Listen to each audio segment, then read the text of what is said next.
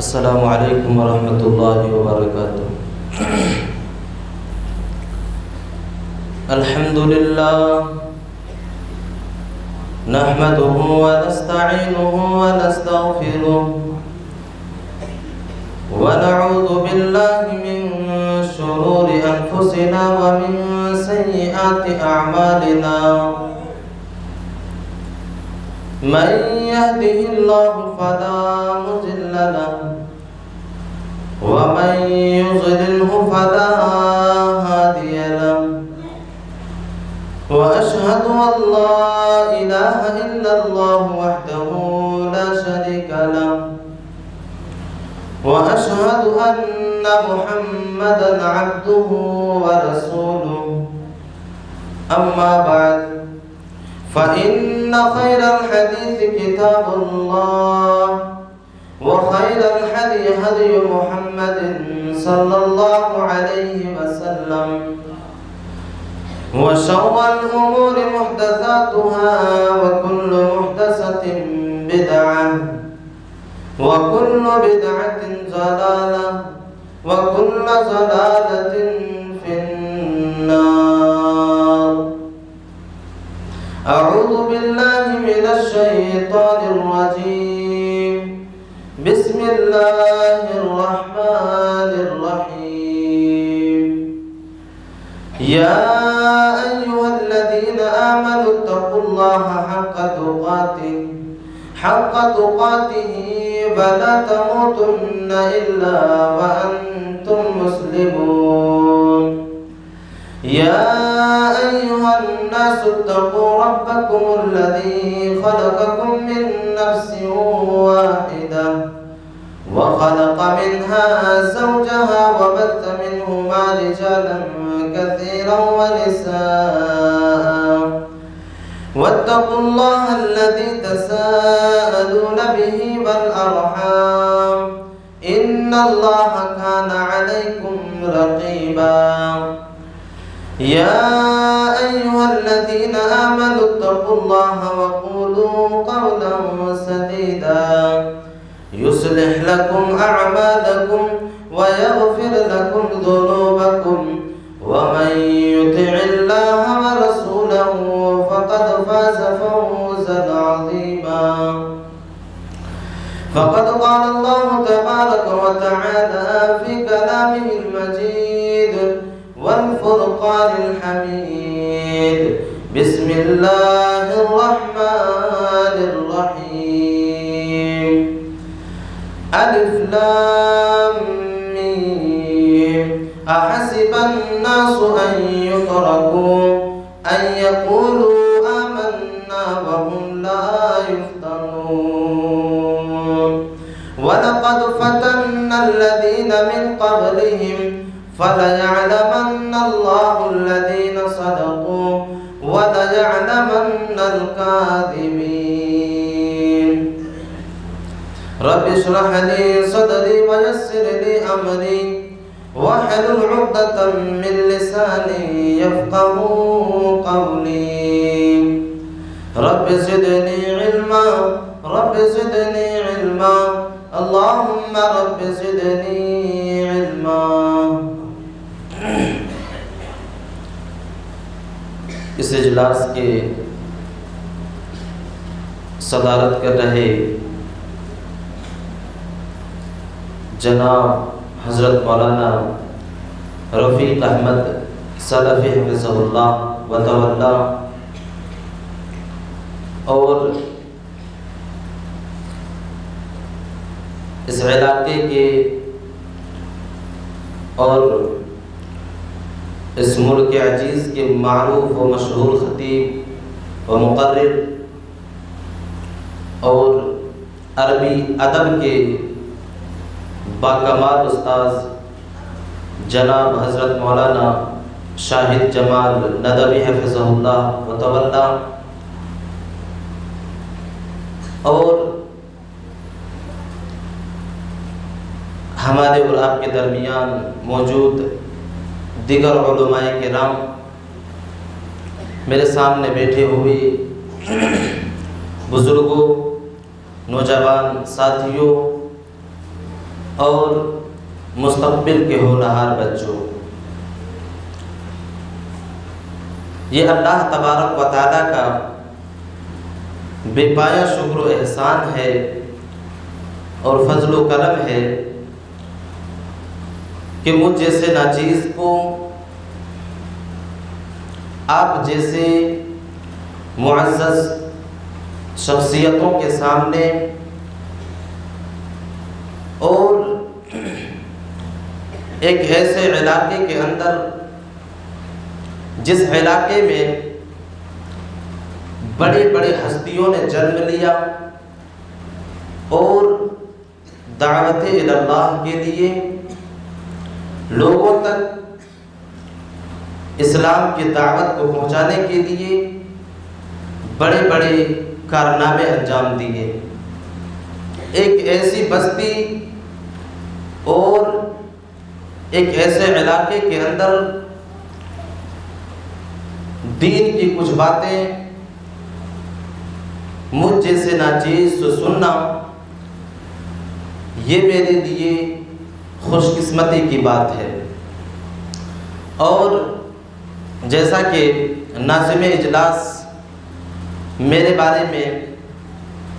ابھی بولے کہ ایک بڑے داعی و مبلغ، اتنے بڑے القاب کے میں حقدار نہیں ہوں، میں ایک ادنا سا طالب علم ہوں۔ یہ اللہ تبارک و تعالیٰ کی فضل و کرم ہے، یہ ان کی عطا ہے کہ اللہ تبارک و تعالیٰ نے مجھے اس قابل بنایا کہ میں آپ لوگوں تک دین کی کچھ باتوں کو پہنچا سکوں، اور میں ایک ادنا سا طالب علم ہوں، اور طالب علم سے ممکن ہے کہ کچھ غلطیاں سرزد ہو جائے، اور آپ کو چاہیے کہ ان غلطیوں کو نظر انداز کریں یا پھر اپنا شاگرد سمجھ کر کے ان کا اصلاح کر دیں۔ میں شکر گزار ہوں اس جلسے کے منتظمین کا، جن لوگوں نے کئی دنوں سے محنت کے بعد آپ لوگوں کے لیے یہ دن اور یہ تاریخ مقرر کیا جس کے ذریعہ وہ دین کی باتوں کو آپ تک پہنچا سکے، جن میں سب سے پہلے سر فہرست ڈاکٹر افتخار صاحب ہیں، اور نوشاد صاحب بھی ہیں، اور عبد الکریم صاحب ہیں۔ اللہ تبارک و تعالیٰ ان تمام لوگوں کی محنتوں کو اللہ تبارک و تعالیٰ قبول فرمائے۔ میں نے خطبہ مسنونہ کے بعد جو آیت کریمہ تلاوت کی ہے، اس آیت کریمہ کے ضمن میں نے ایک موضوع کا انتخاب کیا ہے، جو موضوع ہے فتنوں کے دور میں مسلمانوں کا کردار۔ اللہ تبارک و تعالیٰ کی یہ ہمیشہ سے سنت رہی ہے کہ وہ اپنے بندوں کو آزماتا ہے، ان کو پریشانیوں میں ڈال کر کے اس کا امتحان لیتا ہے، فتنوں میں ڈال کر کے اس کو آزماتا ہے اور ان کے ایمان کو پرکھتا ہے۔ اور اللہ تبارک و تعالیٰ خاص کر کے ان لوگوں کو جو اللہ تبارک و تعالیٰ کے سب سے زیادہ برگزیدہ بندے ہوتے ہیں، متقی اور پرہیزگار ہوتے ہیں، اللہ تبارک و تعالیٰ اس انسان کو اتنا ہی فتنے میں ڈالتا ہے اور اس کو آزماتا ہے، کیونکہ یہ دنیا دار الامتحان ہے اور اللہ تبارک و تعالیٰ لوگوں کو امتحان میں ڈال کر کے آزماتا ہے۔ میں نے جو آیت کریمہ خطبہ مسنونہ کے بعد تلاوت کی ہے، آئیے سب سے پہلے اسی کا ترجمہ دیکھتے ہیں، پھر بات کو آگے بڑھاتے ہیں۔ اللہ تبارک و تعالیٰ سورہ عنکبوت کے اندر ارشاد فرماتا ہے، الف لام میم احسب الناس ان یترکوا ان یقولوا آمنا وهم لا یفتنون۔ اللہ تبارک و تعالیٰ اس آیت کریمہ کے اندر بیان کر رہا ہے، احسب الناس ان یترکوا، اے لوگوں کیا تم لوگوں نے نے یہ گمان کر رکھا ہے، اے لوگوں کیا تم لوگوں نے یہ تصور کر رکھا ہے، کیا تم لوگوں نے یہ سوچ رکھا ہے، احسب الناس ان یترکوا ان یقولوا آمنا وهم لا یفتنون، کہ ہم یہ کہہ دیں گے کہ ہم ایمان والے ہیں، ہم یہ کہہ دیں گے کہ ہم متقی ہیں، ہم پرہیزگار ہیں، ہم ایمان والے ہیں، ہم مومن ہیں، اور اللہ تبارک و تعالی ہمیں فتنے میں نہیں ڈالے گا، اللہ تبارک و تعالی ہمیں آزمائش میں نہیں ڈالے گا۔ اللہ تبارک و تعالی آگے ارشاد فرما رہا ہے وَلَقَدْ فَتَنَّا الَّذِينَ مِن قَبْلِهِمْ فَلَيَعْلَمَنَّ اللَّهُ الَّذِينَ صَدَقُوا، اللہ تبارک و تعالی کہہ رہا ہے کہ ہم نے تم سے پہلے لوگوں کو بھی آزمائش میں ڈالا تھا، وَلَقَدْ فَتَنَّا الَّذِينَ مِن قَبْلِهِمْ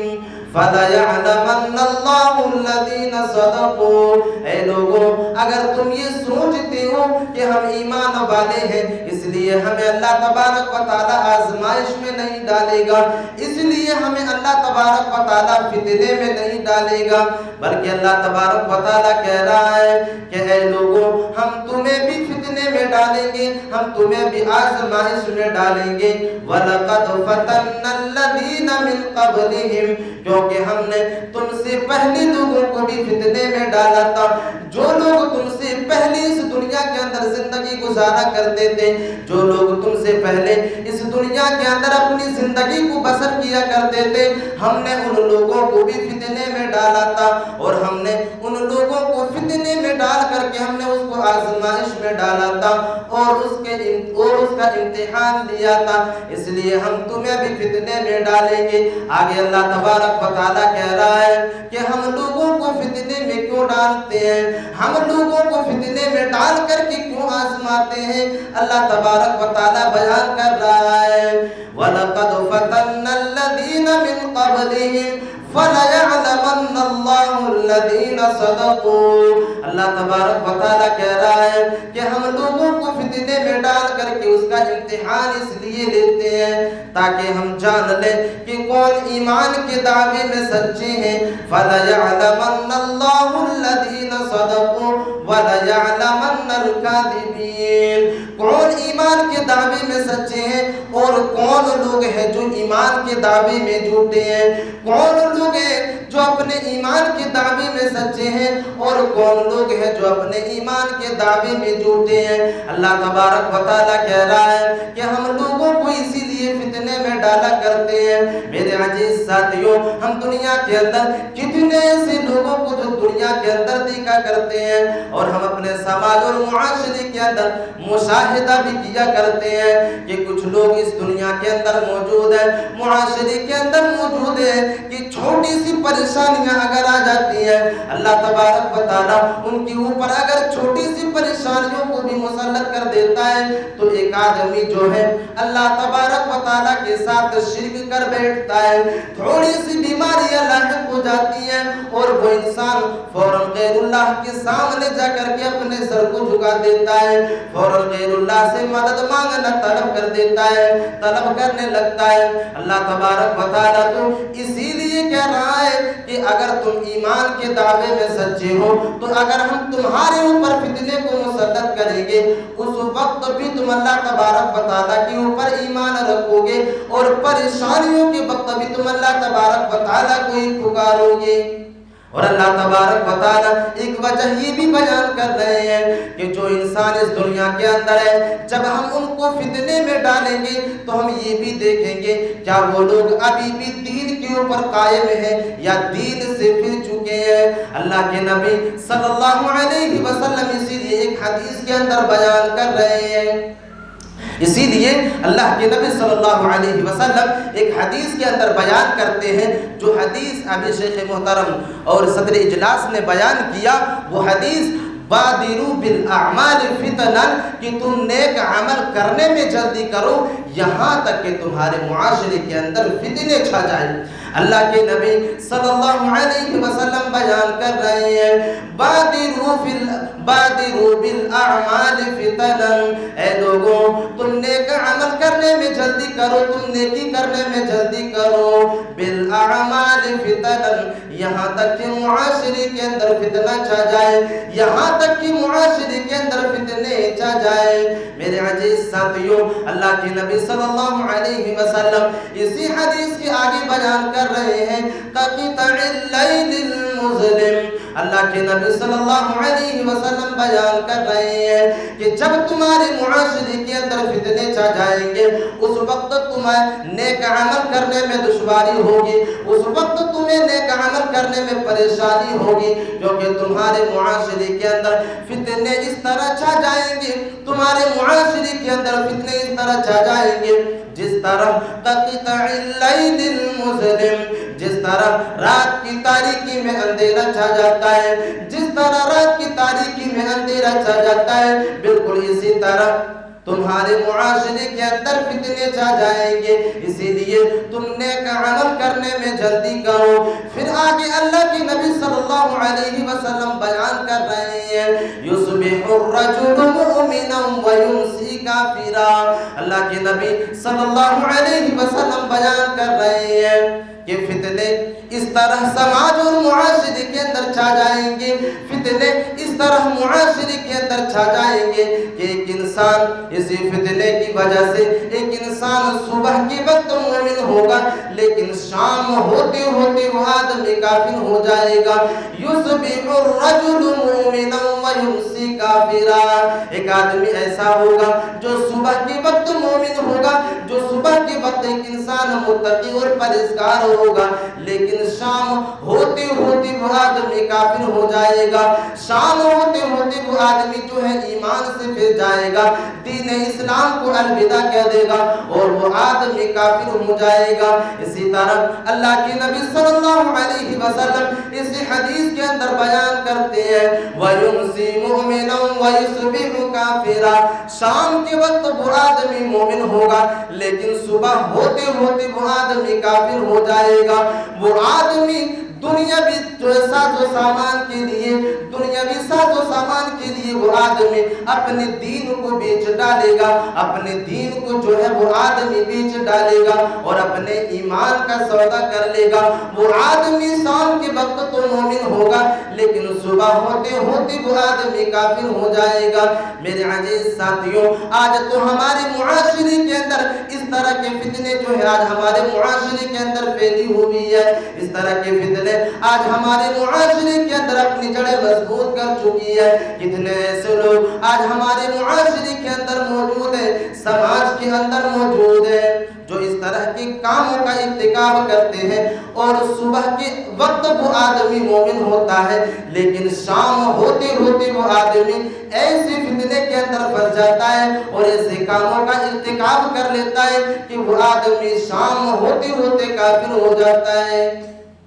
شام ہوتے ہوتے وہ آدمی کافر ہو جاتا ہے۔ اس طرح کے فتنوں میں پھنس کر کے اور اس طرح کے فتنوں میں پڑ کر کے ایک آدمی اپنے ایمان کا سودا کر لیتا ہے۔ میرے عزیز ساتھیوں، آج ہمارے معاشرے کے اندر اور ہمارے سماج کے اندر اس طرح کے کئی فتنے جو ہے پھیلے ہوئے ہیں۔ اگر فتنوں کے اوپر گفتگو کیا جائے تو آج ہمارے معاشرے کے اندر نہ جانے کتنے ایسے فتنے ہیں جو آج ہمارے معاشرے کے اندر جو ہے اپنی جڑیں مضبوط کر چکی ہے اور ہمارے معاشرے کے اندر جو ہے کینسر کی طرف پھیل رہی ہے۔ اسی طرح کے فتنوں میں سے ایک فتنہ شرک کا فتنہ ہے۔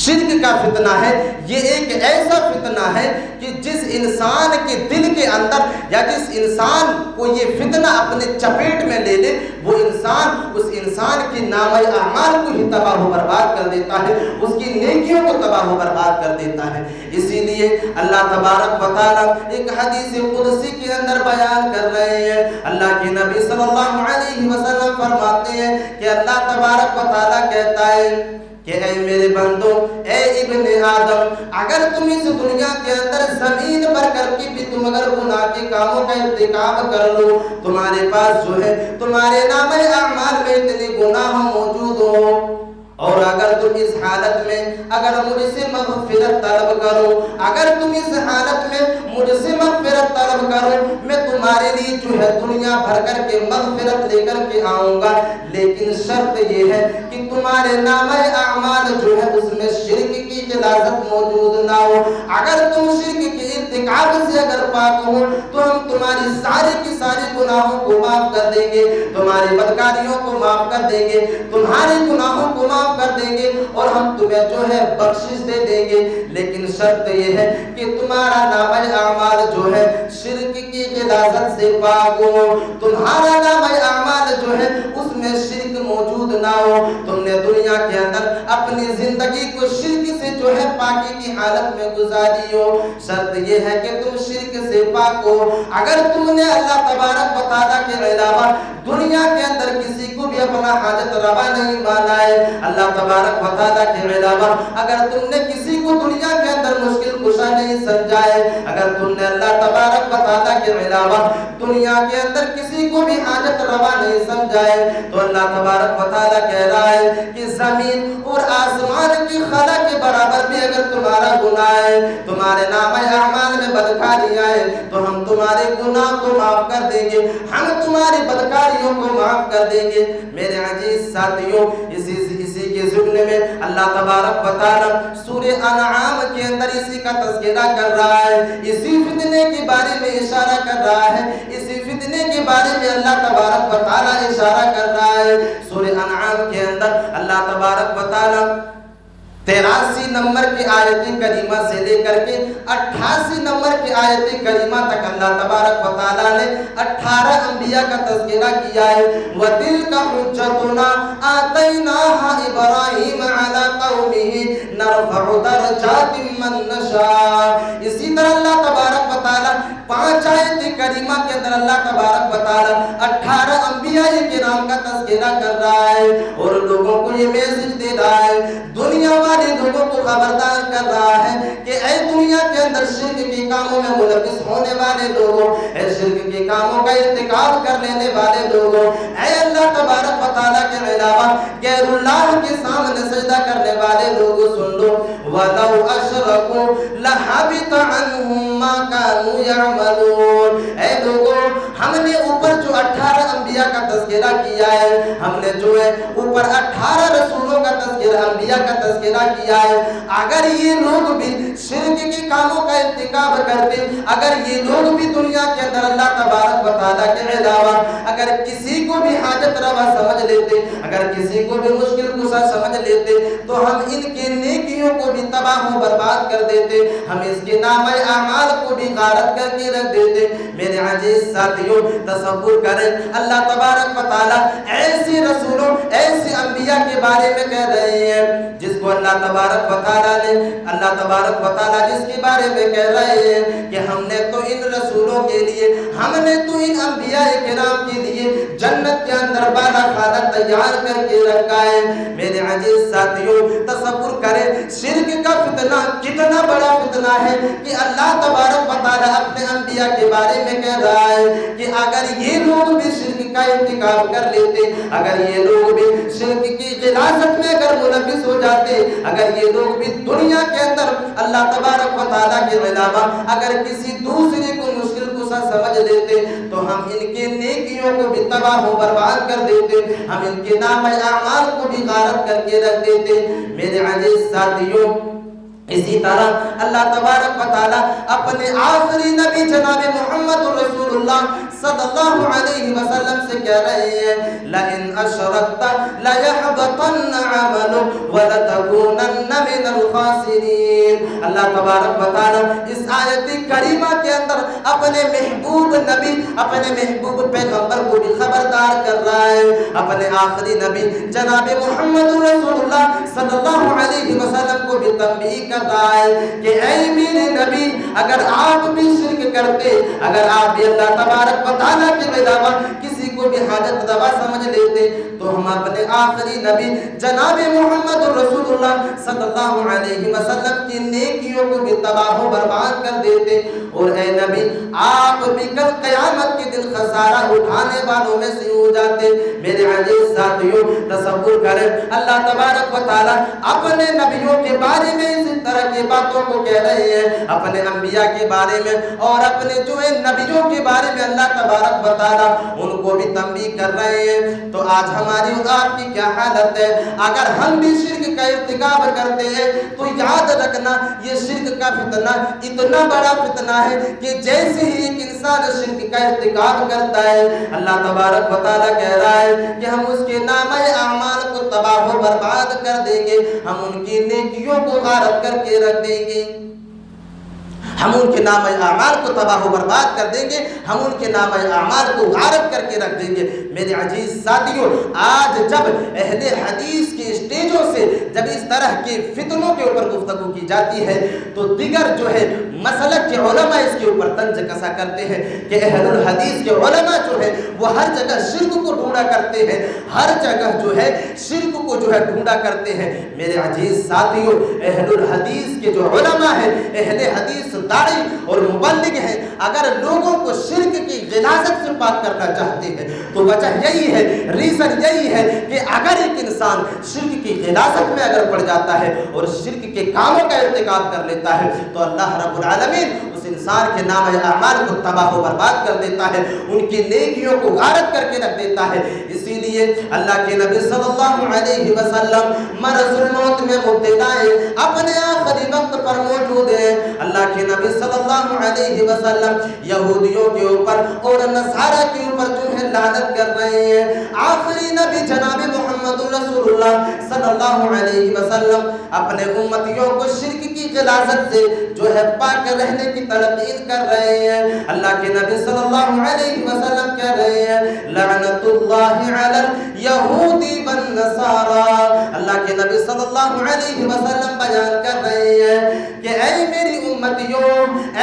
उम्मतियों सुन लो, यहूदियों के ऊपर और नसारा के ऊपर अल्लाह तबारक व तआला की लानत हो, यहूदियों के ऊपर और नसारा के ऊपर अल्लाह तबारक व तआला की लानतें बरसे। रीजन क्या है, वजह क्या है? अल्लाह के नबी सल्लल्लाहु अलैहि वसल्लम आखिर इन लोगों पर लानत क्यों कर रहे हैं, इन लोगों के लिए बद्दुआ क्यों कर रहे हैं? अल्लाह के नबी सल्लल्लाहु अलैहि वसल्लम इसी हदीस के अंदर बयान कर रहे हैं इत्तखज़ू कुबूर अंबियाई मसाजिद। अल्लाह के नबी सल्लल्लाहु अलैहि वसल्लम बयान कर रहे हैं वजह ये है, रीजन ये है, अल्लाह के नबी सल्लल्लाहु अलैहि वसल्लम लानत इसलिए कर रहे हैं क्योंकि इन लोगों ने अपने नबियों की कब्रों को सजदा करने की जगह बना दिया। जब इन लोगों के अंबिया जो है इस दुनिया को छोड़ करके चले गए, जब वफात पा गए, जब इन लोगों ने उस रसूलों को दफन कर दिया तो उनके कब्रों पर जा करके इन लोगों ने सजदा करना शुरू कर दिया। यही वजह है कि अल्लाह तबारक व तआला और आखिरी नबी जनाब मुहम्मद रसूलुल्लाह जो है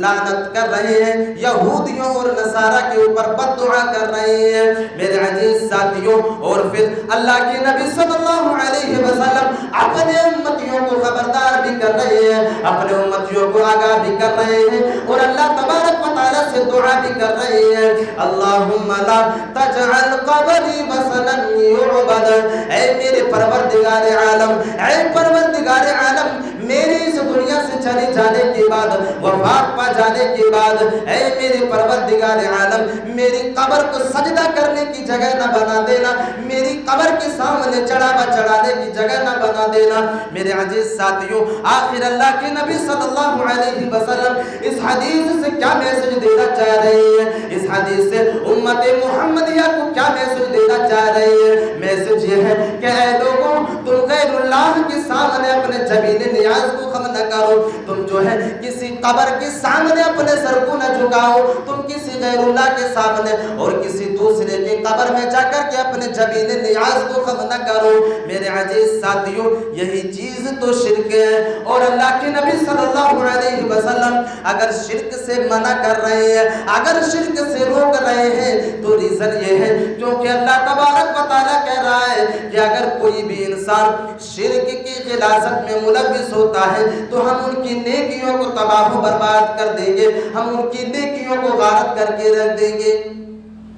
ہم ان کی نیکیوں کو تباہ و برباد کر دیں گے اور ان کے نام اعمال کو غارت کر کے رکھ دیں گے۔ تو میرے عزیز ساتھیوں، آج کے دور کے اندر سب سے بڑا فتنہ آج ہمارے معاشرے کے اندر شرک کا فتنہ ہے۔ آج معاشرے اور سماج کا اندازہ لگانے کی کوشش کریں، سرزمین مئو کے اندر یہ چیز پائی جاتی ہے یا نہیں پائی جاتی مجھے معلوم نہیں ہے، لیکن دیگر جگہوں کے اندر ہم نے اس بات کا مشاہدہ کیا کہ کتنے ایسے مسلمان جو اپنے آپ کو اہل حدیث کہتے ہیں، جو اپنے آپ کو اہل سنت والجماعت سے اپنا وابستہ رکھتے ہیں، ان لوگوں کو میں نے دیکھا ہے کہ اپنے بازوؤں کے اندر جو ہے تعویذ اور گھنٹے لٹکائے ہوئے گھوما کرتے ہیں، اور ان کے گھروں کے اندر بھی یہ چیز پائی جاتی ہے کہ جب ان کے گھروں کے اندر کوئی انسان کوئی فرد بیمار پڑتا ہے تو اللہ تبارک و تعالیٰ سے دعا کرنے کے بجائے غیر اللہ کے سامنے سجدہ کرنا شروع کر دیتے ہیں اور غیر اللہ سے مدد طلب کرنا شروع کر دیتے ہیں۔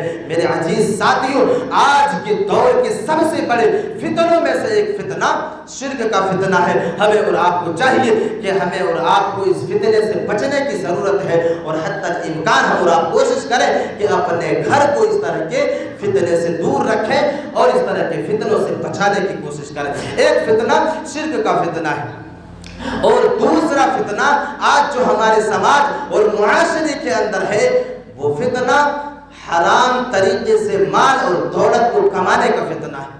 آج ہمارے معاشرے کے اندر حرام طریقے سے مال اور دولت کو کمانے کا فتنہ ہے۔ اللہ تبارک و تعالیٰ اسی مال کے بارے میں قرآن مجید کے اندر ارشاد فرماتا ہے، انما اموالکم و اولادکم فتنہ۔ اللہ تبارک و تعالیٰ قرآن مجید کے اندر ارشاد فرما رہا ہے کہ اے لوگوں، یہ مال تمہارے لیے فتنہ ہے۔ اور اسی طرح اللہ کے نبی صلی اللہ علیہ وسلم ایک حدیث کے اندر بیان کرتے ان لکل امت فتنہ فتنۃ امتی المال۔ اللہ کے نبی صلی اللہ علیہ وسلم فرماتے ہیں کہ ہم سے پہلے جو قومیں اس دنیا کے اندر گزر چکی ہے، اللہ تبارک و تعالیٰ نے ان لوگوں کو بھی فتنے میں ڈالا تھا، ان لوگوں کو بھی فتنے میں ملوث کیا تھا۔ فتنۃ امتی المال، اور میری امتیوں کے لیے مال اس کے لیے فتنہ ہے، میری امتیوں کے لیے جو ہے مال اس کے لیے فتنہ ہے۔ میرے عزیز ساتھیوں، آج ہمارے معاشرے کے اندر اور سماج کے اندر جو ہے یہ فتنہ بھی جو ہے پوری طرح سے چھا چکا ہے۔ میرے عزیز ساتھیوں، کتنے ایسے نوجوان آپ کو سماج اور معاشرے کے اندر ملیں گے، کتنے ایسے تجارت کرنے والے آپ کو سماج اور معاشرے کے اندر ملیں گے جو آج اس دنیا کے اندر مال کی دولت میں پھنس چکے ہیں، مال کے فتنے میں پھنس چکے ہیں اور حلال و حرام میں تمیز نہیں کرتے ہیں۔ اور اس فتنے میں سب سے زیادہ ہمارے نوجوان طبقے کے جو لوگ ہیں وہ سب سے زیادہ ملوث ہیں۔ میرے عزیز ساتھیوں، اگر فتنے کی بات کی جائے تو آج ہمارے معاشرے کے اندر مال کے فتنے میں سب سے بڑا فتنہ جو ہے سٹے بازی کا فتنہ ہے۔ مال کے فتنوں میں سب سے بڑا فتنہ آج ہمارے معاشرے کے اندر جوے بازی کا فتنہ ہے، سٹے بازی کا فتنہ ہے۔ آپ کو سماج اور معاشرے کے اندر کتنے ایسے نوجوان ملیں گے، کتنے ایسے ادھیڑ والے انسان ملیں گے، 30 سال اور 32 سال کے نوجوان آپ کو سماج اور معاشرے کے اندر ملیں گے جو آج سٹے بازی سے دولت کو کمانے کی کوشش کر رہا ہے، حرام طریقے سے دولت کو حاصل کرنے کی کوشش کر رہا ہے، جوا بازی جیسے ایپلیکیشن سے کمانے کی کوشش کر رہا ہے۔ میرے عزیز ساتھیوں، آج جب ہم اپنے نوجوانوں کی موبائل کو جو ہے اور اس کی اسکرین کے اوپر نظریں دوڑاتے ہیں تو آپ کو ہمارے معاشرے اور سماج کے نوجوانوں کی موبائلوں کے اندر ایسے ایسے ایپلیکیشن نظر آئیں گے، ایسے ایسے ایپ نظر آئیں گے جن ایپلیکیشن سے ایک انسان جوا کھیلا کرتا ہے، جن ایپلیکیشن میں ایک انسان گھس کر کے سٹے بازی جیسے جراثیم کو انجام دیا کرتا ہے۔ اے نوجوانوں، آؤ میں بتاتا ہوں اس سٹے بازی کے بارے میں اور اس جوا جیسی جو ہے جراثیم سے دولت کو حاصل کرنے کے بارے میں اللہ تبارک و تعالیٰ قرآن مجید کے اندر کیا کہہ رہا ہے۔ اللہ تبارک و تعالیٰ کہہ رہا ہے، یا ایھا الذین آمنوا انما الخمر والمیسر والانصاب والازلام۔ اللہ تبارک و تعالیٰ اس آیت کریمہ کے اندر بیان کر رہا ہے کہ اے نوجوانوں، اے لوگوں، اگر تم جوے جیسے जरासीम से अगर दौलत को हासिल कर रहे हो, अगर तुम सट्टेबाजी से दौलत को कमा रहे हो, तो याद रखना ये कमाई हुई दौलत तुम्हारे लिए हराम है। अगर तुमने जो है जुए जैसी एप्लीकेशन से दौलत को हासिल किया है, सट्टेबाजी जैसी एप्लीकेशन से अगर तुमने दौलत को हासिल किया है, तो याद रखना ये दौलत तुम्हारे लिए हराम है, ये रास्ता तुम्हारे लिए नजिस है। अगर तुमने इस रास्ते को सेलेक्ट कर लिया है और अगर आप जुआ जैसे एप्लीकेशन से अगर दौलत को हासिल करना चाह रहे हैं, तो ऐ नौजवानों रुक जाओ, ये रास्ता तुम्हारे लिए गलत है, ये रास्ता तुम्हारे लिए मूलिक है। क्योंकि अल्लाह तबारक व तआला तो कह रहा है कि हमने जो है जुए को तुम्हारे ऊपर हराम कर दिया है, हमने जुए जैसी जो है जुए से कमाई हुई दौलत को भी हराम कर दिया है। मेरे अजीज साथियों, अल्लाह तबारक व तआला खुले तौर पर जुए को हराम करार दे रहा है।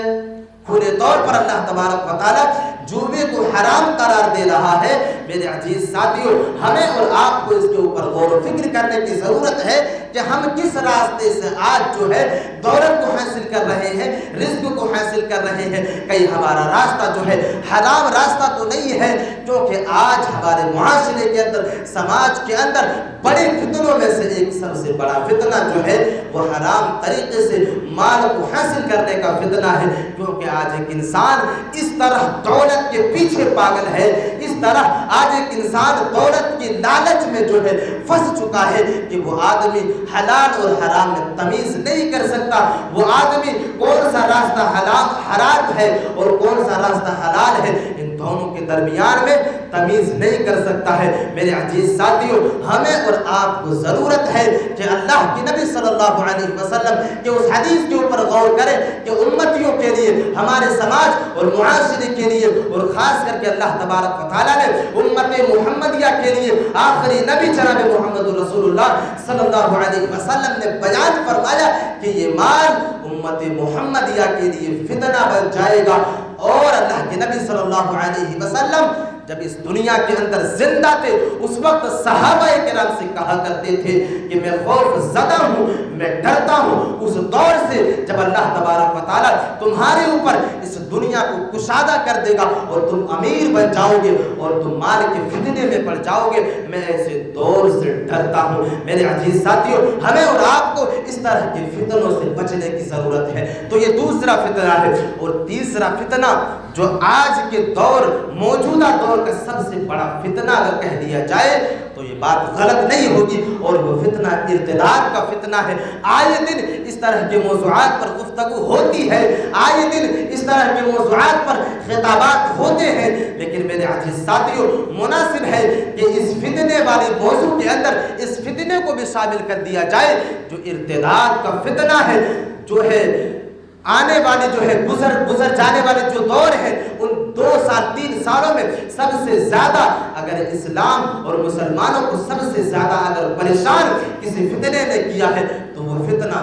इर्तिदाद है। क्योंकि इस फितने ने जो है मुसलमानों को झिझोड़ करके रख दिया है। आज मुस्लिम घराने की बच्चियां, आज मुस्लिम घराने की बेटियां, मुस्लिम घराने की शहजादियां आज जो है बेराह रवी का शिकार है और अपने जो है दीन इस्लाम को छोड़ करके हिंदुइज्म को इख्तियार कर रही है। मेरे अजीज साथियों, आज के मौजूदा दौर के अंदर एक बड़े फितनों में से एक बड़ा फितना इर्तिदाद का फितना है। जब इस फितने के ऊपर हम और आप जो है गौर फिक्र करेंगे और मुशाहिदा करना शुरू करेंगे कि आखिर रीज़न क्या है, वजह क्या है, कि आखिर हमारी घर की बच्चियां जिसकी परवरिश इस्लामी तालीमात के मुताबिक हुई, वो बच्चियां आखिर वजह क्या है, रीज़न क्या है, क्यों दीन इस्लाम को छोड़ करके हिंदुइज्म को इख्तियार कर रही है, क्यों जो है गैर मुस्लिमों के दीन को जो है कबूल कर रही है, आखिर वजह क्या है, रीज़न क्या है। मेरे अजीज साथियों, जब रीज़न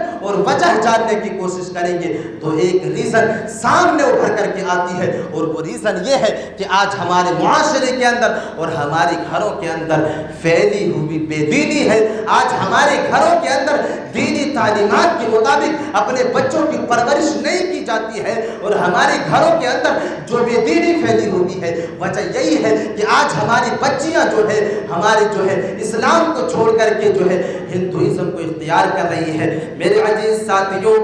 अगर हम अपने बच्चियों को इर्तिदाद जैसे फितने से रोकना चाहते हैं, अगर हम अपने बच्चियों को इर्तिदाद जैसे फितने से रोकना चाहते हैं, तो ज़रूरत इस बात की है कि हम अपने घरों के अंदर जो है इस्लामी तालीमात के मुताबिक अपने बच्चियों की परवरिश करना शुरू कर दें। मेरे अजीज साथियों, आज तो हमारे घरों का माहौल ये है कि आज हमारे घरों के अंदर बेदीनी फैली हुई है। मेरे अजीज साथियों, हमारे घरों की हालत तो ये है कि मस्जिद से आज़ानें होती है, मुअज्जिन जो है मस्जिद के मीनारे से आवाज दे रहा है, हय्या अलस सलाह, हय्या अलल फलाह की सदाएं बुलंद कर रहे हैं, और एक इंसान है इस तरह की आवाजों को सुन लेने के बाद, हय्या अलस सलाह, हय्या अलल फलाह की सदाओं को सुन लेने के बाद आज हमारे घरों की हालत ये है कि हम नमाज से दूर है। एक इंसान जो है आज़ान को सुन लेने के बाद अपने घरों के अंदर सोया हुआ रह जाता है, बिस्तरों के ऊपर लेटा हुआ रह जाता है,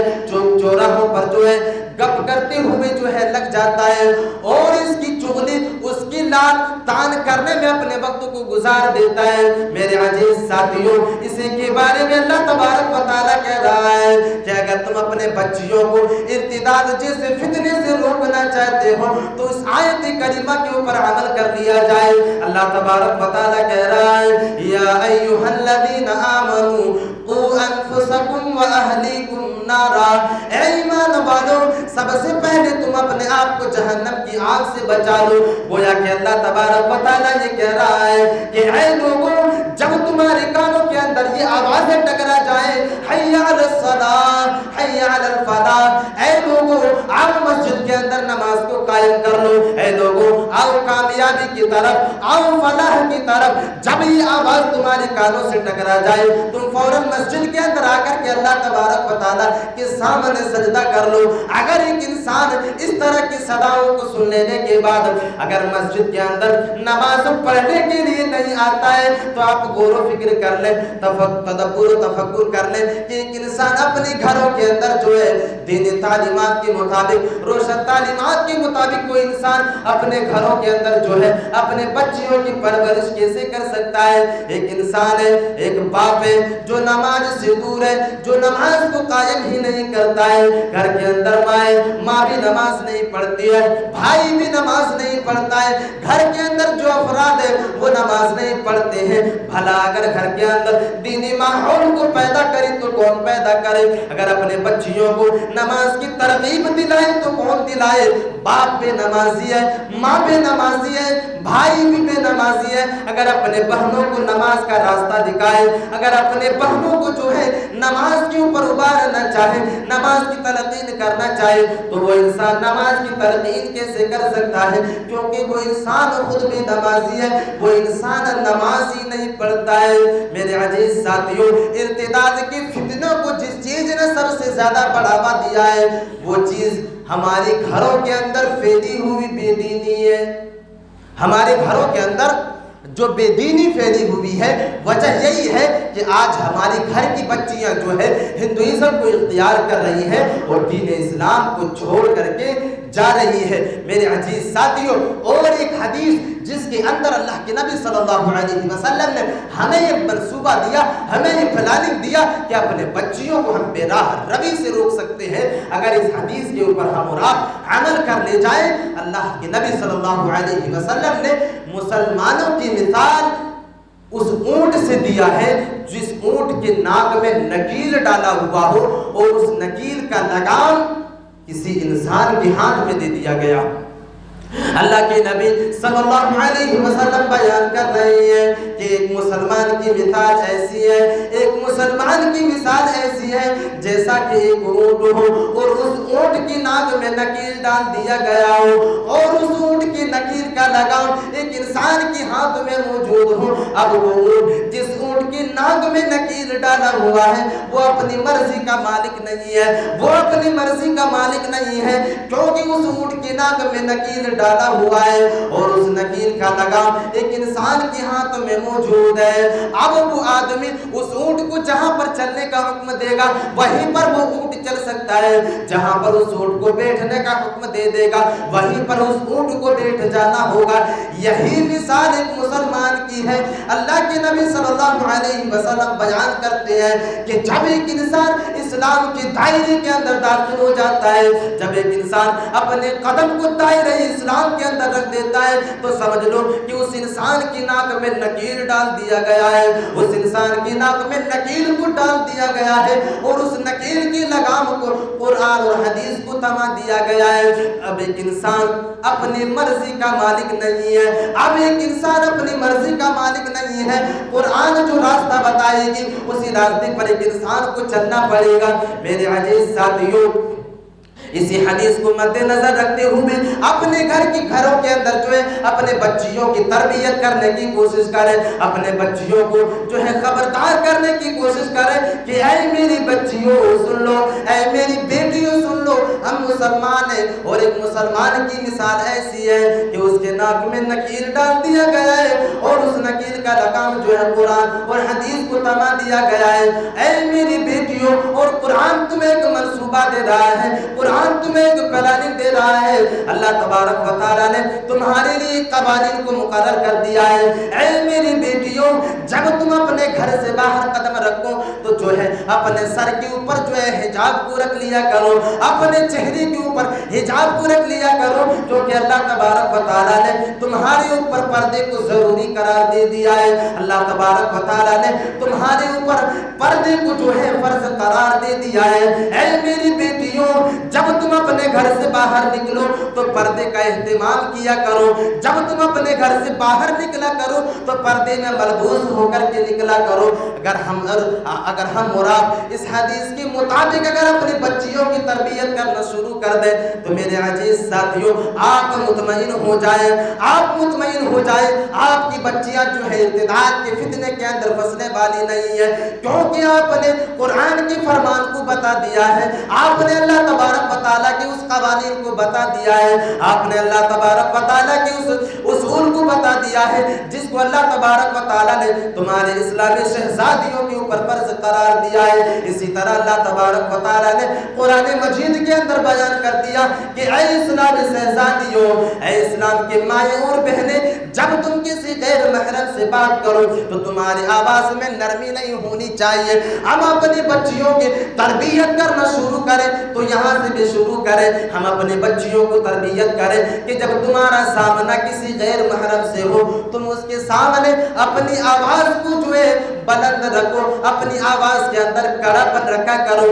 اپنی آواز کو پست نہ رکھا کرو، اپنی آواز کے اندر نرمی پیدا نہ کیا کرو۔ میرے عزیز ساتھیوں، اگر اسی حدیث کے مطابق ہم اپنے گھروں کی اگر تربیت کرنا شروع کر دیں گے، اپنے بچیوں کی تربیت کرنا شروع کر دیں گے تو میرے عزیز ساتھیوں، ہم اپنے معاشرے کو بھی فتنہ ارتداد سے بچا سکتے ہیں، ہم اپنے سماج کو بھی فتنہ ارتداد سے بچا سکتے ہیں، اور ہم اپنے گھر کی بچیوں کو بھی فتنہ ارتداد سے روک سکتے ہیں۔ یہی چیزیں ہمارے گھر کے نوجوانوں کے اوپر بھی عائد ہوتی ہے، یہی چیزیں ہمارے گھر کے نوجوانوں کے اوپر بھی عائد ہوتی ہے۔ اگر ہمارے گھر کے نوجوان بھی شراب جیسے جراثیم اور شراب جیسی جو ہے نشاور چیزوں کا ارتکاب کر رہا ہے تو اپنے جو ہے نوجوانوں کو بھی خبردار کر دیا کریں کہ اے میرے نوجوانوں، اے نوجوانوں، اللہ تبارک و تعالیٰ نے تمہارے اوپر شراب کو حرام کر دیا ہے۔ اللہ تبارک و تعالیٰ قرآن مجید کے اندر ارشاد فرما رہا ہے،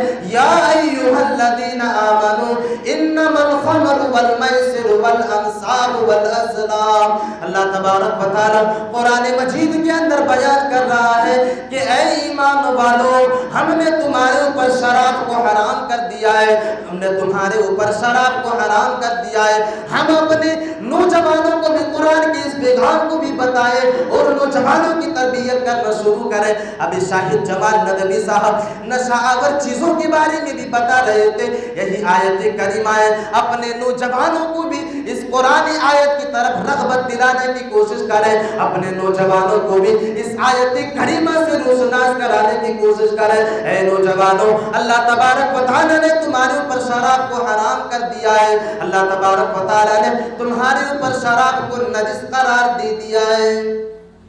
تمہارے اوپر اللہ تبارک و تعالیٰ نے نشہ آور چیزوں کو، شراب کو حرام قرار دے دیا ہے۔ اگر اس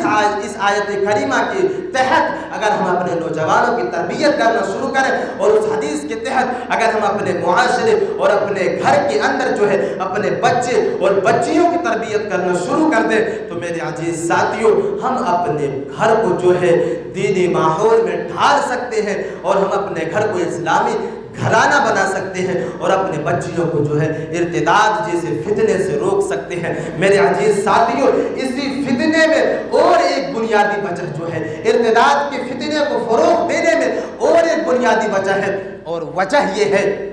کہ آج ہمارے پاس کوئی ایسا ادارہ نہیں ہے، ہمارے پاس کوئی ایسا پلاننگ نہیں ہے جس ادارے اور جس پلاننگ کے تحت ہم اپنے بچیوں کو دینی تعلیم سے روشناس کرا سکیں۔ میرے عزیز ساتھیوں سرزمین جو ہے مئو جو ہے دینی تعلیم کے لیے مشہور معروف ہے، یہاں پر جو ہے دینی تعلیم سے جو ہے ہماری بچیوں کو روشناس کرائی جاتی ہے، لیکن اعلیٰ تعلیم کے نام پر ڈاکٹر اور انجینئر بنانے کے نام پر آج جو کالج اور یونیورسٹیوں کے اندر وہ باپ اپنے بچیوں کو ایڈمیشن دلاتا ہے، جس کی وجہ سے آج ہماری بچیاں جو ہے بے راہ روی کا شکار ہوتی ہیں، کیونکہ ہمارے پاس کوئی ایسا ادارہ نہیں ہے جس ادارے سے ہم اپنے بچیوں کو تعلیم دینے کے بعد ہم اپنے بچیوں کو ڈاکٹر بنا سکیں، ہم اپنے بچیوں کو جو ہے انجینئر بنا سکیں، ہم اپنے بچیوں کو وکیل بنا سکیں، ہم اپنے بچیوں کو ایڈوکیٹ بنا سکیں اور اعلیٰ سے اعلیٰ تعلیم دلا سکیں۔ میرے عزیز ساتھیوں ارتداد کے فتنے میں ایک وجہ اور ایک ریزن یہ بھی ہے کہ ہمارے پاس کوئی بڑا ادارہ نہیں ہے، ہمارے پاس کوئی پلاننگ نہیں ہے، کوئی منصوبہ نہیں ہے جس کے تحت ہم اور آپ جو ہے اس دنیا کے اندر اور اپنے معاشرے کے اندر بچیوں تک دین تعلیم کو پہنچا سکے، بچیوں تک جو ہے ہم اسلامی تعلیم کو پہنچا سکے۔ میرے عزیز ساتھیوں آج ایک وجہ یہ بھی ہے کہ آج ہماری بچیاں اعلیٰ تعلیم کے نام پر ڈاکٹر اور انجینئر بننے کے نام پر جب کالج اور یونیورسٹیوں کا رخ کرتی ہے تو میرے عزیز ساتھیوں وہاں پر جو ہے بے راہ روی کا شکار ہوتی ہے۔ میرے عزیز ساتھیوں میں چاہوں تو ایک مضمون آپ لوگوں کے سامنے بیان کر دوں، بس چھوٹا سا ایک مضمون جس سے آپ اندازہ لگانے کی کوشش کریں کہ کس طرح اعلیٰ تعلیم کے نام پر ہماری بچیوں کو دین سے پھیرا جا رہا ہے، ہماری بچیوں کو جو ہے ارتداد کے فتنے میں پھنسایا جا رہا ہے۔ میرے عزیز ساتھیوں ایک مضمون نگار لکھتے ہیں کہ آج اعلیٰ تعلیم کے نام پر کس طرح ہماری بچیوں کو فتنہ ارتداد میں جھونکا جا رہا ہے۔ ایک مضمون نگار لکھتے ہیں کہ میں ایک مرتبہ ہاگڑا سے پٹنہ کے لیے سفر کے لیے نکلا۔ میرے عزیز ساتھیوں آپ اس مضمون سے اندازہ لگانے کی کوشش کریں کہ اعلیٰ تعلیم کے نام پر کس طرح ہماری بچیاں فتنہ ارتداد کی طرف جا رہی ہیں۔ وہ مضمون نگار کہتے ہیں کہ ہم نے جو ہے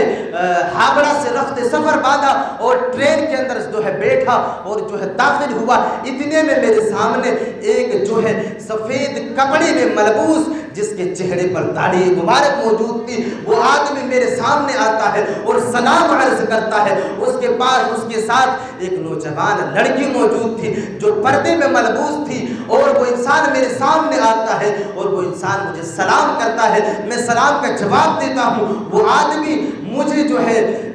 دین کا عالم سمجھ کر کے میرے پاس آتا ہے اور وہ آدمی مجھ سے آ کر کے کہتا ہے کہ بھائی صاحب یہ میری بچی ہے جو اعلیٰ تعلیم حاصل کرنے کے لیے جو ہے پٹنہ جا رہی ہے، وہاں پر ہاسٹل میں رہ کر کے اعلیٰ تعلیم حاصل کرتی ہے۔ وہ مضمون نگار بیان کرتے ہیں کہ میں اس انسان کو اعتماد میں لیتا ہوں، وہ انسان مجھ سے کہتے ہیں، وہ صوفی باصفا انسان مجھ سے کہتے ہیں کہ میں آپ کے اوپر یہ ذمہ داری دے رہا ہوں، میں آپ کے اوپر یہ ذمہ داری سونپتا ہوں کہ یہ میری بیٹی پٹنہ جا رہی ہے، آپ کے اوپر ذمہ داری ہے کہ آپ میری بیٹی کی نگہبانی کرتے ہوئے پٹنہ کی سرزمین تک لے جا کر کے چھوڑ دیں۔ میرے عزیز ساتھیوں وہ مضمون نگار بیان کرتے ہیں میں اس انسان کو اعتماد میں لیتا ہوں اور میں اس انسان سے وعدہ کر لیتا ہوں۔ وہ انسان خوشی سے ٹرین سے نیچے اترتا ہے اور ہاگڑا سے وہ گاڑی نکلتی ہے، اور اتنے میں دیکھتا ہوں کہ وہ لڑکی جو ہے اپنے جو ہے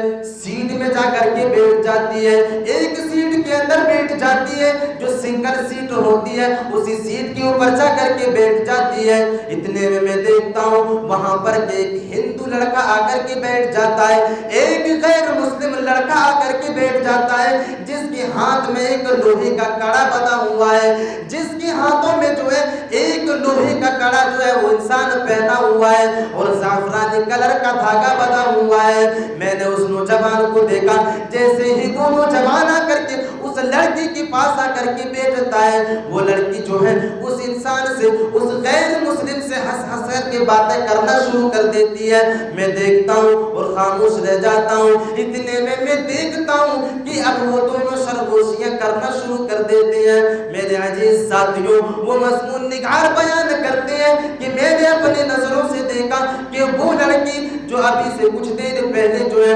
برقعے کے اندر ملبوس تھی، اپنے چہرے کے اوپر پردے کو ڈالی ہوئی تھی، لیکن میں کچھ ہی دیر کے بعد یہ دیکھتا ہوں کہ وہ لڑکی اپنے چہرے سے پردے کو ہٹا چکی ہے، اپنے چہرے سے جو ہے برقعے کو ہٹا چکی ہے، اور وہ نوجوان، وہ غیر مسلم نوجوان سے بالکل گھل مل چکی ہے۔ میرے عزیز ساتھیوں، وہ مضمون نگار بیان کرتے ہیں کہ میں نے اسی لڑکی کو دیکھا جب وہ لڑکی پٹنہ کے اندر اترتی ہے، جب پٹنہ کے ریلوے اسٹیشن کے اندر اترتی ہے تو میں اسی لڑکی کو دیکھتا ہوں جو لڑکی جو ہے ہاوڑا کے اندر برقعے کے اندر ملبوس ہو کر کے ٹرین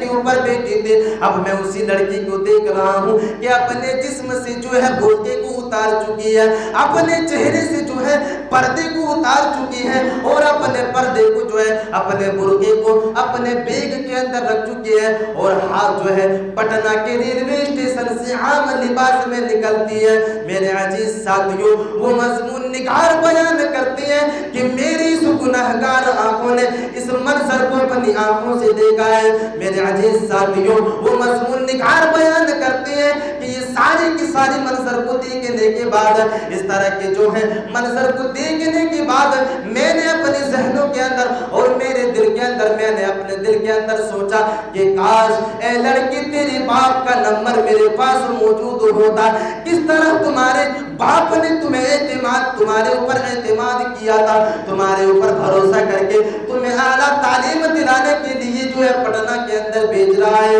لیکن وہ لڑکی یہاں پر اپنے باپ کی عزت کو جو ہے اپنے پاؤں تلے رود رہی ہے۔ یہاں پر اس کی بیٹی جو ہے، جس کے بارے میں وہ باپ سمجھ رہا ہے کہ میری بیٹی جو ہے پردیس میں جا کر کے اعلیٰ تعلیم حاصل کر رہی ہے، ڈاکٹر بننے کے لیے، انجینئر بننے کے لیے اعلیٰ تعلیم حاصل کر رہی ہے، وہ بیٹی جو ہے فتنہ ارتداد کے اندر پھنس چکی ہے۔ میرے عزیز ساتھیوں، وہ مضمون نگار کہتے ہیں اے لڑکی، کاش تیرے باپ کا نمبر میرے پاس موجود ہوتا۔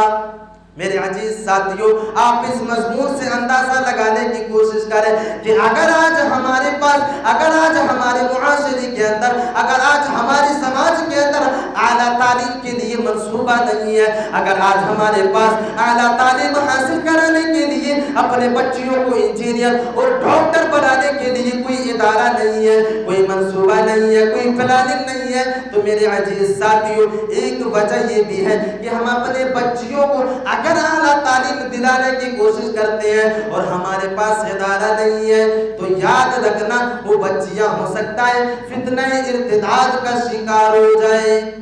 فتنہ ارتداد کا شکار ہو جائے۔ میرے عزیز ساتھیوں، تو آج کے دور کے سب سے بڑے فتنوں میں سے ایک تیسرا سب سے بڑا فتنہ جو ہے وہ ارتداد کا فتنہ ہے۔ آج ہمارے ملک کے اندر، ملک ہندوستان کے اندر اس فتنے نے کوہرام برپا کر کے رکھ چکا ہے۔ میرے عزیز ساتھیوں، ملک کے بڑے بڑے خطبہ اور مقررین آج خطاب کر رہے ہیں اور بڑے بڑے اسٹیجوں سے لوگوں کو یہ پلاننگ اور منصوبہ دے رہے ہیں کہ اپنے مساجد کے اندر اپنے بچیوں کے لیے ایک پروگرام اپنے ہفتے کے اندر یا مہینے کے اندر 15 دنوں کے اندر اس طرح کے پروگرام کو رکھا جائے اور اپنے سماج اور معاشرے کے بچیوں تک دینی تعلیم کو پہنچایا جائے، اسلام کی روشن تعلیمات کو ان تک پہنچایا جائے، تاکہ ہم اپنے بچیوں کو ارتداد جیسے فتنے سے روک سکیں اور ارتداد جیسے فتنے سے ہم اپنے بچیوں کو بچا سکیں۔ میرے عزیز ساتھیوں، اس فتنے کو نہ روک پانے کی وجہ، ایک سب سے بڑی وجہ یہ بھی ہے کہ آج جو ہے دوسرے مسلک کے لوگ جو ہے اپنے معاشرے اور سماج کی بچیوں کے لیے مسجد کے دروازے کو ہمیشہ ہمیشہ کے لیے بند کر دیا ہے، اور وہ لوگ یہ سمجھتے ہیں کہ ہم جو ہے قرآن اور حدیث کے اوپر عمل کر رہے ہیں، اور وہ لوگ بچیوں کو دینی تعلیم حاصل کرانے سے جو ہے دور کر رہے ہیں، اپنے بچیوں کے لیے مسجد کے دروازے کو ہمیشہ جو ہے بند کر چکے ہیں۔ میرے عزیز ساتھیوں، اگر ہم اپنے بچیوں تک دینی تعلیم کو پہنچانا چاہتے ہیں، اسلام کی روشن تعلیمات کو اگر ہم اسلام کے شہزادیوں تک پہنچانا چاہتے ہیں، تو میرے عزیز ساتھیوں ہمیں اور آپ کو یہ قدم اٹھانا ہوگا اور یہ منصوبہ اور یہ پلاننگ بنانا ہوگا کہ ہم اور آپ اپنے بچیوں کے لیے اس طرح کے ایک پروگراموں کا انعقاد کرنے کی کوشش کریں، جس طرح کے پروگراموں سے ہم اپنے بچیوں تک دینی تعلیم کو پہنچا سکیں، قرآن اور حدیث کے اصولوں کو پہنچا سکیں، تب جا کر کے ہم اور آپ ارتداد کے فتنے کو اپنے سماج کے اوپر پھیلنے سے روک سکتے ہیں۔ تو ایک فتنہ ارتداد کا فتنہ ہے، دوسرا فتنہ جو ہے وہ ریاکاری کا فتنہ ہے، چوتھا فتنہ جو ہے وہ ریاکاری کا فتنہ ہے۔ یہ آج ہمارے معاشرے کے اندر، سماج کے اندر اس طرح جو ہے سنگین فتنہ بن چکا ہے۔ اس فتنے کے بارے میں اہل علم کہتے ہیں کہ یہ فتنہ جو ہے دجال کے فتنے سے بھی بڑا فتنہ ہے، ریاکاری کا فتنہ۔ ایک انسان اگر نیک عمل کرتا ہے تو اللہ تبارک و تعالیٰ کی خوشنودی کے لیے نہیں، اللہ تبارک و تعالیٰ کی رضا کے لیے نہیں، بلکہ وہ انسان اگر نیک عمل کرتا ہے، اگر وہ انسان قرآن اور حدیث کے اصولوں کے اوپر عمل کرتا ہے، تو وہ انسان نیک عمل اس لیے کرتا ہے تاکہ دنیا والے انسان ہمیں نیکوکار سمجھے، تاکہ دنیا والے انسان ہمیں پرہیزگار سمجھے، تاکہ دنیا والے انسان ہمیں جو ہے نمازی سمجھے، اسی لیے نماز کو پڑھتے ہیں۔ میرے عزیز ساتھیوں، آج ہمارے معاشرے کے اندر بڑے فتنوں میں سے ایک بڑا فتنہ ریاکاری کا فتنہ ہے۔ اس فتنے سے بھی ہمیں اور آپ کو بچنے کی ضرورت ہے، جس کے بارے میں اللہ کے نبی صلی اللہ علیہ وسلم نے فرمایا کہ اگر ایک انسان ریاکاری کے فتنے کے اندر اگر پڑ جاتا ہے تو اللہ تبارک و تعالیٰ اس کے بھی نیکیوں کو تباہ و برباد کر دیتا ہے، اللہ تبارک و تعالیٰ ان کی بھی نیکیوں کو غارت کر کے رکھ دیتا ہے، اللہ تبارک و تعالیٰ ان کے بھی نامہ اعمال کو تباہ و برباد کر کے رکھ دیتا ہے۔ میں ایک حدیث کو آپ لوگوں کے سامنے بیان کر دوں، اس کے بعد میں اپنی تقریر کو ختم کروں گا انشاءاللہ۔ ایک حدیث کے اندر اللہ کے نبی صلی اللہ علیہ وسلم بیان کرتے ہیں، ارشاد فرماتے ہیں کہ کل قیامت کے دن اللہ تبارک و تعالیٰ ایک ایسے انسان کو اللہ تبارک و تعالیٰ کے سامنے حاضر کیا جائے گا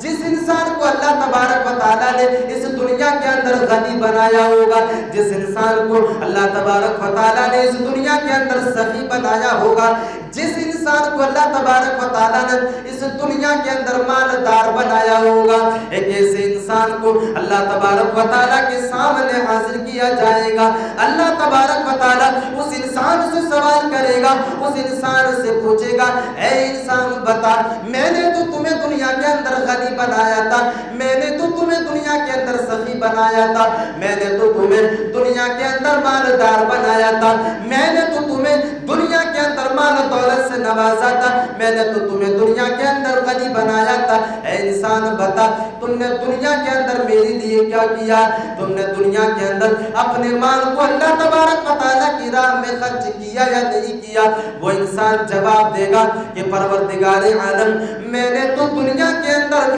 اپنی دولت کو جو ہے اللہ تبارک و تعالیٰ کی خوشنودی کے لیے لٹا دیا، اللہ تبارک و تعالیٰ کی رضا جوئی کے لیے لٹا دیا، اللہ تبارک و تعالیٰ کی خوشنودی کے لیے لٹا دیا۔ میرے عزیز ساتھیوں، اللہ تبارک و تعالیٰ اس انسان سے کہے گا، اللہ تبارک و تعالیٰ اس انسان کو جواب دے گا، کذبتا، تو جھوٹا ہے، تو جھوٹ بول رہا ہے، تو جھوٹا ہے، تو جھوٹ بول رہا ہے، تم نے اپنی دولت کو دنیا کے اندر اس لیے لٹایا تھا، تم نے اپنے مال کو دنیا کے اندر اس لیے لٹایا تھا، تم نے دنیا کے اندر اپنے مال و دولت کو اس لیے خرچ کیا تھا تاکہ دنیا والے انسان تمہیں امیر سمجھے، تاکہ دنیا والے انسان تمہیں غنی سمجھے، تاکہ دنیا والے انسان تمہیں مالدار سمجھے، اس لیے تم نے اپنی دولت کو جو ہے لٹایا تھا، اس لیے تم نے اپنی دولت کو جو ہے خرچ کیا تھا۔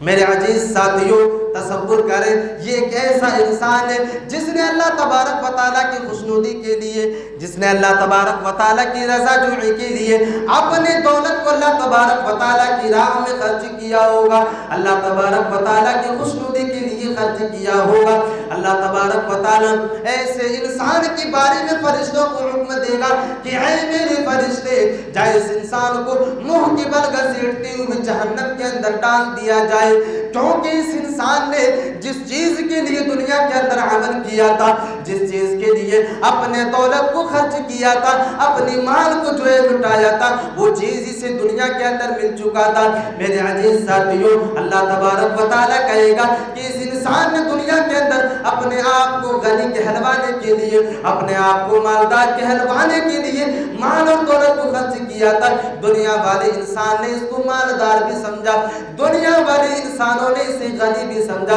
اب اس کے لیے یہاں پر کوئی بدلہ نہیں ہے۔ میرے عزیز ساتھیوں تو یہ ریاکاری کا فتنہ ہے، یہ ریاکاری کا انجام ہے کہ اگر ایک انسان اپنی دولت کو بھی اللہ تبارک و تعالیٰ کے راستے میں خرچ کرتا ہے اور اگر اس کے دل کے اندر ریا و نمود پائی جاتی ہے تو اللہ تبارک و تعالیٰ اس کی اس نیکی کو بھی تباہ و برباد کر دے گا۔ اللہ تبارک و تعالیٰ کے یہاں اس کا کوئی بدلہ اور کوئی اجر نہیں ملے گا۔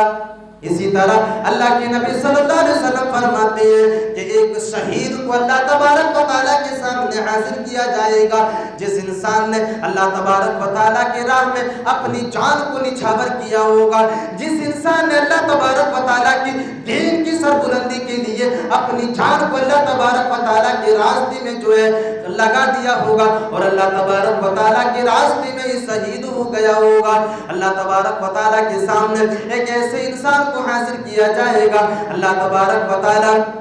اس انسان سے کہے گا اے انسان میں نے تو تمہیں دنیا کے اندر جو ہے طاقتور بنایا تھا، میں نے تمہیں دنیا کے اندر جری بنایا تھا، میں نے تو تمہیں دنیا کے اندر جو ہے پہلوان بنایا تھا، بتاؤ تم نے اپنی طاقت سے دین اسلام کے لیے کیا کیا؟ تم نے جو ہے اپنی قوت کے بل پر جو ہے اللہ تبارک و تعالیٰ کے لیے کیا کیا؟ وہ انسان کہے گا کہ پروردگار عالم میں نے تو دین اسلام کی سربلندی کے لیے، میں نے تو دین اسلام کی سربلندی کے لیے پروردگار عالم میں نے اپنی جان کو بھی نچھاور کر دیا اور میدان جنگ میں لڑتے لڑتے شہید ہو گیا۔ میرے عزیز ساتھیوں اللہ تبارک و تعالیٰ اس انسان سے کہے گا کذبتا تو جھوٹا ہے، تو جھوٹ بول رہا ہے، تو جھوٹا ہے، تو جھوٹ بول رہا ہے، تم نے تو میدان جنگ میں اس لیے شہید ہونا گوارا کیا تھا تاکہ دنیا والے انسان تمہیں طاقتور سمجھے، تاکہ دنیا والے انسان تمہیں قوت والا سمجھے، تاکہ دنیا والے انسان تمہیں جری سمجھے، تاکہ دنیا والے انسان تمہیں ون مین آرمی سمجھے۔ اے انسان جس چیز کو تم نے دنیا کے اندر چاہا وہ چیز تمہیں دنیا کے اندر مل گئی، دنیا والے انسانوں نے تمہیں طاقتور بھی سمجھا، دنیا والے انسانوں نے تمہیں جری بھی سمجھا، دنیا والے انسانوں نے تمہیں ون مین آرمی بھی سمجھا، اب تمہارے لیے یہاں پر کوئی بدلہ نہیں ہے۔ اللہ تبارک و تعالیٰ فرشتوں کو حکم دے گا کہ اے میرے فرشتے جائے اس انسان کو منہ کے بل گھسیٹتے ہوئے جہنم کے اندر ڈال دیا جائے۔ فرشتے اس انسان کو جو ہے منہ کے بل گھسیٹتے ہوئے جہنم کے اندر لے جا کر کے پھینک دیں گے۔ میرے عزیز ساتھیوں یہ جو ہے